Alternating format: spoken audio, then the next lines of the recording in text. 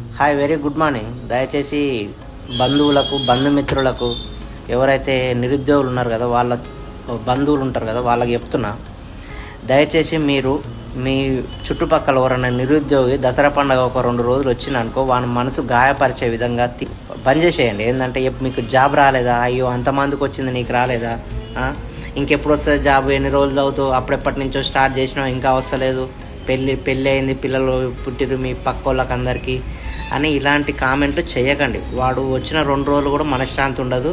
And మీరు అన్న మాటలు వానికి ఎంత మెంటల్ ట్రూమా ఉండదు అనేది వాని ఎఫెక్ట్ దాని చదువు మీద పడుతుంది, వాని డైలీ యాక్టివిటీస్ మీద కూడా పడతాయి. వారికి ఒక 1 మంత్ మీరు లిటరల్గా హింసించినట్టే.